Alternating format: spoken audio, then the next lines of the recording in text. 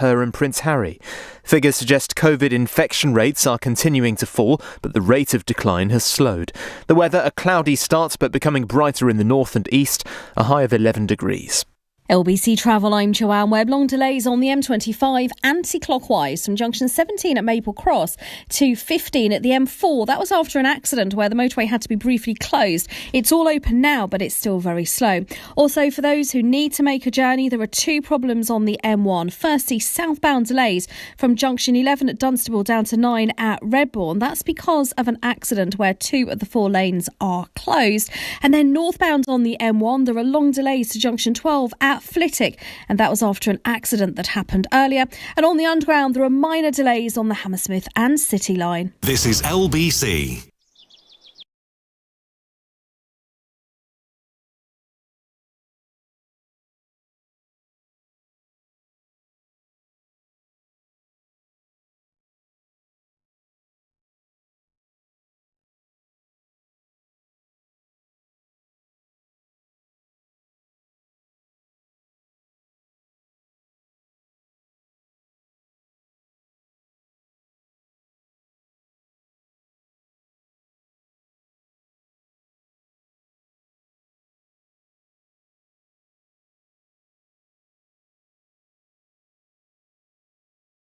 Ferrari now 0345 6060 973 LBC. With your help,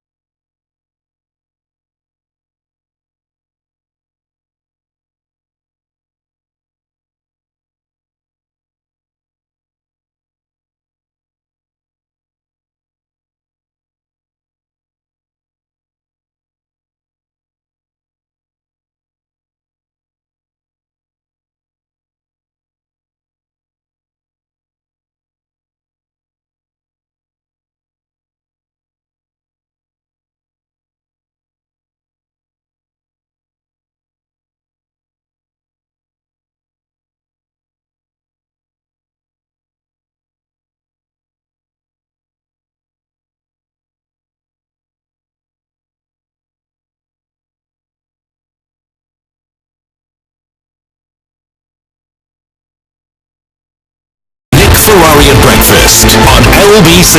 Call 0345 6060 973. It's 10 minutes before 8, and let's pick up our conversation concerning the budget with the man who delivered it yesterday. I speak of Conservative MP and Chancellor Rishi Sunak, who joins me now. Thank you for coming on the line today, Chancellor. To those who say there was a lot about job protection, but not enough about job creation, how would you respond? Good morning. Morning. Well, what I would say is protecting, supporting, creating jobs has been my number one economic priority since this crisis started. And in July last year, we outlined our plan for jobs. We are creating new jobs. The Kickstart scheme is going to create 250,000 new jobs for young people who obviously we know have been most affected by this crisis. And yesterday, I announced something called the super deduction, which is an incredibly large, generous tax incentive for businesses to invest over the next 2 years to help drive our recovery. And I'm confident that will also drive growth and create jobs. And lastly, I'm here up in Teesside this morning where we announced the location of a new free port. That's a policy that will also attract investment and create jobs in places where we really want to see them over the next few years. Where there are also going to be some local elections, I understand, but we can't talk about that. So let's come back to that super deduction, 130% for corporate investment. But of course, not for service companies, only plant and machinery. We are a great service country. You seem to have ignored that. Well, no, I think the reason we have it isn't for service companies, is it, Chancellor? No, but because for most service companies, the expenses they have, they can write off against their taxes every year anyway, and those are not capital-intensive companies. Our challenge as an economy for decades, actually, has been that we don't invest enough in capital equipment, and we invest far lower as a percentage of our GDP than most of our international competitors, which is why we want to try and fix that, help use capital investment to drive our recovery, because that type of investment drives growth, it spurs innovation, it creates jobs, and that's why it's important. For services companies, though, you're right, that's a hugely important part of our economy. Financial services is a good example of something that employs 1 million people across the country, not just in London. It's an industry that I think we are world class at, and we want to support that as well. So one of the initiatives we announced yesterday was a reform of the listings regime. So when companies want to list on our stock exchanges, we want to make some changes there. Deliveroo today, fantastic British success story, announced that they are going to IPO. They've mentioned those listing reforms. That's us making this an attractive place for companies to raise money, supporting the financial services industry and supporting 1 million jobs across the country. So you're right that that's important, and we're also doing things there. An attractive place, Chancellor, but a 6 percentage point hike in corporation tax, which is bigger than many people were expecting. And many say, including the Financial Times, by the way, risks making Britain a less attractive place to invest. Chancellor? Well, even after the increase in corporation tax, which remember is not going to happen for a couple of years from now, so after we've got through this and started recovering, we will still have a lower corporation tax rate than all of our large G7 economy you've had competitive sight of countries. the Financial Times, I'm sure, haven't you, this morning, Chancellor? Well, I've been so now busy doing interviews. let's be candid with each other, and they know far better than I, not you, but they point out that then once you factor in deductions and allowances, corporate profits are taxed more heavily than in any other advanced economy. Chancellor, why would any businessman or woman invest here? Well, actually, I haven't seen their numbers, but the OECD numbers that compare countries on a comparable basis show that we would have the lowest effective corporation tax rate out of the G7, the 5th lowest in the G20, and with the super deduction, we shoot from 30th to 1st over the next 2 years in terms of this being an attractive place to invest. So, I feel very confident that this will continue to be an internationally competitive country with initiatives like free ports, for example, our investment in R&D and innovation. We are a fantastic economy. You're seeing that today. What a vote of confidence from Deliveroo. That's a great British success story in fintech. We reformed high-skill migration visas yesterday to make sure we support our growing life sciences and technology companies. When I'm here up in Teesside, there's lots of companies that are excited about the prospects for growth here, and I think hopefully over the coming weeks and months we will hear announcements about that, whether it's in offshore wind or carbon capture and storage. New industries, new jobs being created because of the policies that we are putting in place. Let me ask you, we learned a lot about your dining habits over the last few days. You're a big fan of Coca-Cola. Can I put it to you that the fact that we are spending today but taxing tomorrow, that's the real thing about this budget, isn't it, Chancellor? Well, you're right that what we wanted people to have the reassurance yesterday is that we are delivering. You got the reference there then. I'm sure you did, because you just love that drink. which teach the world to sing. Yeah. Not often you have a chance to tell you that at this time in the morning. Do go on, Chancellor Rishi. I wanted people to have the reassurance that we're making good on our commitment to do. No, but the real thing is we're going to be paying in a few. You very, very adroitly told us what all the tax rises are, and then when you return next year and the year after, you won't have to mention them because they're already factored in. That's the reality, isn't it, Mr. Sunak? Well, first of all, what does the budget do? And it made good on our promise to do what it takes to support the British people, the country, the economy, businesses through this crisis. And yesterday, we announced hugely significant support for businesses and people. For example, the extension of the furlough scheme, cash grants for businesses to help them get through this crisis. That's the right thing to do, and that's important. But I did want to be honest with the country about the challenges that we face in our public finances, and I think it was right to set out a plan transparently to address them so people have confidence that we've got a plan to get a grip of it. We can't have borrowing debt just keep going up forever and a day for all the reasons I outlined yesterday, and I think the plan we've set out is a good plan because it doesn't come into force straight away because we want to support the recovery, but it also protects public services, protects working people from increases in their tax rates, and protects small businesses. So I think in the round it's a fair plan, and it's right to be honest about it and not ignore the problem. Do you think the million or so more people who become higher rate taxpayers over the next 5 years would concur with what you've just said, Chancellor?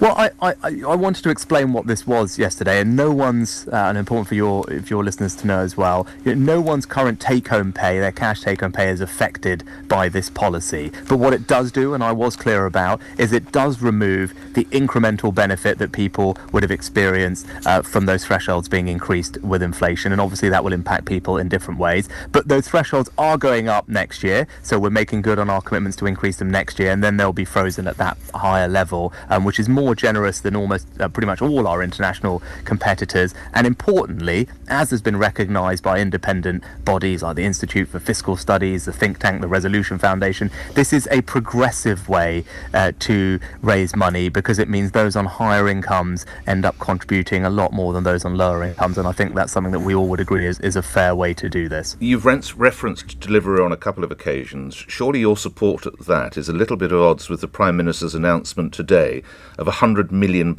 more for slimming schemes, because Deliveroo, as I know it, they don't deliver apples and carrots, they deliver burgers and pizzas. So you're speaking against each other here, aren't you?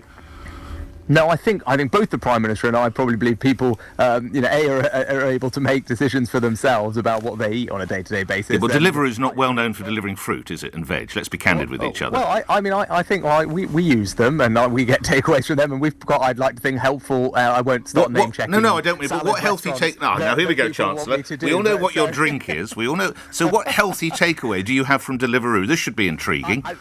Yeah, there's lots of great salad places on there. So you have a salad delivered by Deliveroo. Yeah, they're very good. They're very, very good. So, I'm trying to remember the name of the place now, but I better not start name checking them. But there's plenty of healthy options on there. But ultimately, I trust people to make the right decisions for them and their family. I think it's okay if we have burgers and pizza as long as you're having it in moderation. I enjoy those things. It's also right that we having seen you, I doubt you've ever had a pizza. There's more fat on a chip than there is on you. But anyway, I had stuffed crust pizza last night, Nick. Did you? Very good. Well, I think you probably deserved it. When we got in very late to the hotel at 11 o'clock. Yeah, and we all know what you had to drink with it because they've had enough advertising. Last couple of questions. Chancellor, there had been suggestions of an online tax. You and your colleagues decided not to go down that path. Why? So this is important. So it is right that we tax international tax companies properly, which is why in last year's budget, actually, I introduced already something called the Digital Services Tax, which taxes online marketplaces. It does it on their revenue because international tax treaties don't allow us to tax their profits differently.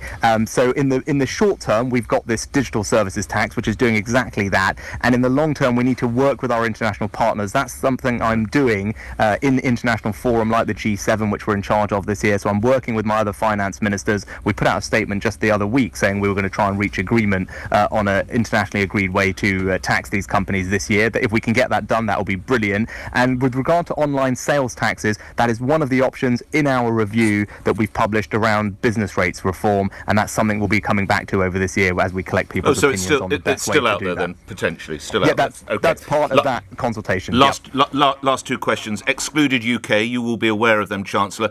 They're saying following your measures, some were helped, but around 2.4 million are still excluded UK. Your reaction, Chancellor? Did you ignore them again?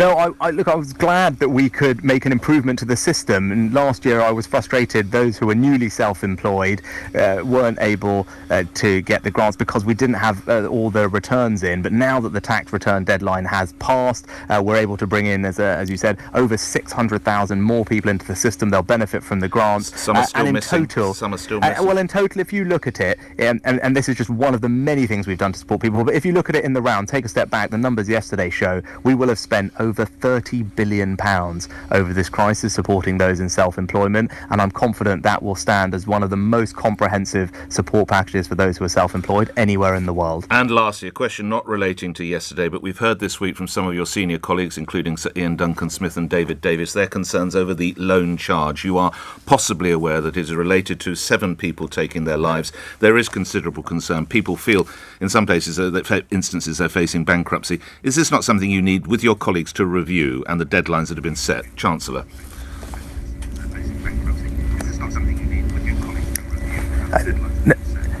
And Nick, I'm really sorry because it was cutting out during the middle of that, but I think you were asking about the loan charge, which I appreciate people have had concerns over for a while. We delayed the implementation of that, and we had an independent gentleman who used to run one of our independent bodies come and do a review of how it was being implemented. He made some recommendations. We accepted all of those and have implemented it in a way which I think is fair and with the delay provides a lot of flexibility for people. All right, I know we're out of time. Thank you for your time. If you can still hear me, 2 minutes after 8, Rishi Sunak, Chancellor of the Exchequer, appearing here on LBC, where the news is next.